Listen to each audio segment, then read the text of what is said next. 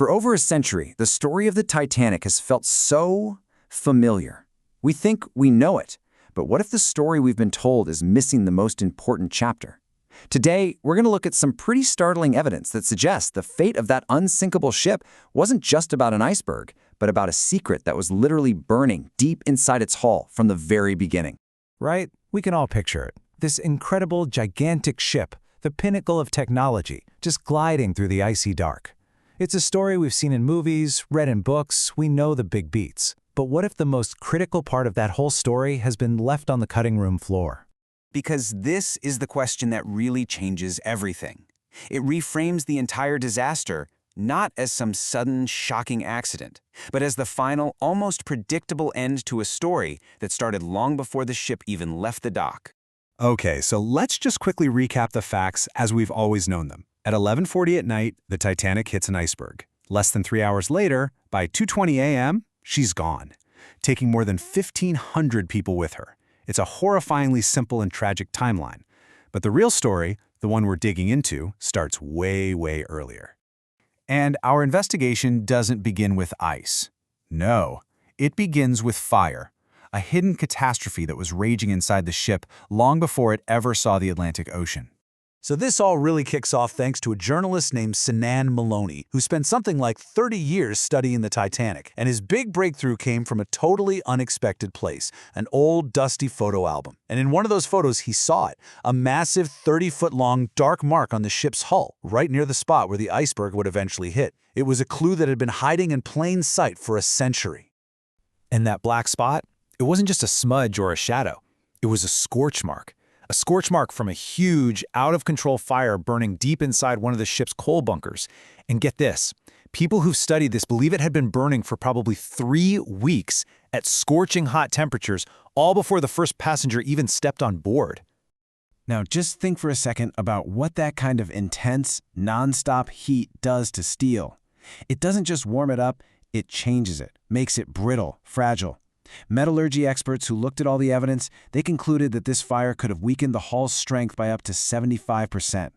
75%? That's a catastrophic vulnerability, sitting right in the path of that future iceberg.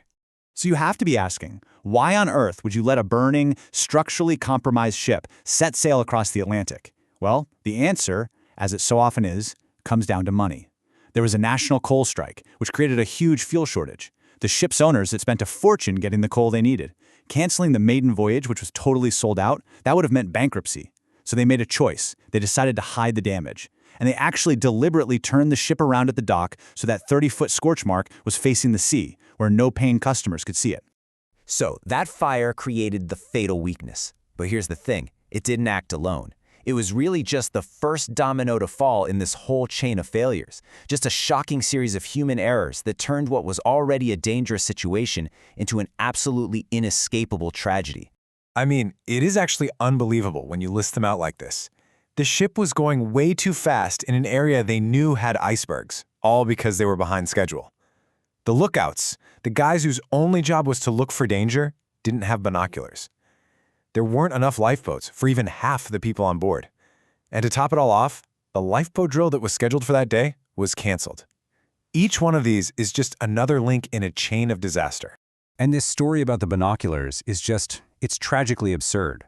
Lookouts back then really relied on them. But the ship's binoculars were locked up in a storage compartment.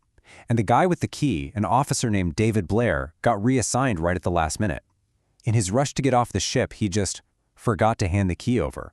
Think about that. One tiny, forgettable mistake that may have sealed the fate of over 1,500 people. But maybe the most infuriating failure of all was the lifeboats.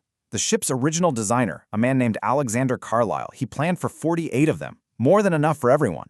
But that number got slashed all the way down to just 20. And the reason? Because the company executives thought that a full deck of lifeboats looked too cluttered. They chose aesthetics over human lives. And this chart just puts that decision into the starkest terms possible. You've got about 2,200 people on board the ship, and you have lifeboat space for just under 1,200. The math is just brutal. Even if they had launched every single boat perfectly, which they didn't, only about a third of the people on that ship ever had a chance. The disaster was built in before they ever left port. Okay, so we've got a secret fire and a whole cascade of human error. But there was one more, almost bizarrely supernatural element at play that night. A trick of the light that may have been the final nail in the Titanic's coffin. These have always been two of the biggest, most haunting questions about that night. On a clear, moonless night, how could this giant iceberg just appear out of nowhere? And even more chillingly, why did the crew of a nearby ship, the SS Californian, apparently just sit there and do nothing while the Titanic was firing distress rockets into the sky? Well, the answer might be this really strange atmospheric effect called a thermal inversion. Basically, it's when a layer of super cold air gets trapped right at the sea's surface, with warmer air sitting on top of it. And what this does is it bends light in very weird ways, creating powerful mirages. And here's the kicker. Other ships in that exact area reported experiencing these strange visual effects on that very night. So this crazy natural phenomenon could actually explain both of those mysteries.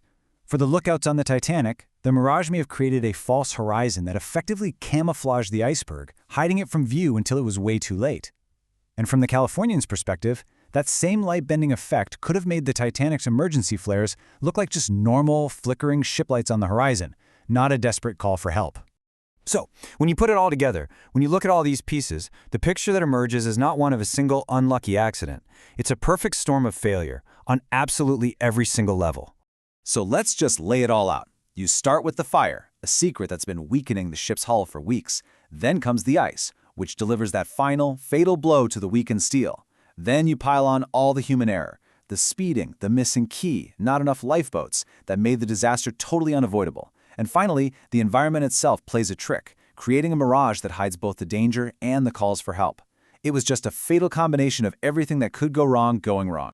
So after looking at all this evidence, the question you have to ask yourself is this. Was the sinking of the Titanic just a tragic accident, an unlucky roll of the dice with an iceberg? Or was it an inevitable disaster, a tragedy that was set in motion by a secret fire, by corporate greed, and by a chain of negligence so profound that the unsinkable ship never really stood a chance? I'll let you be the judge.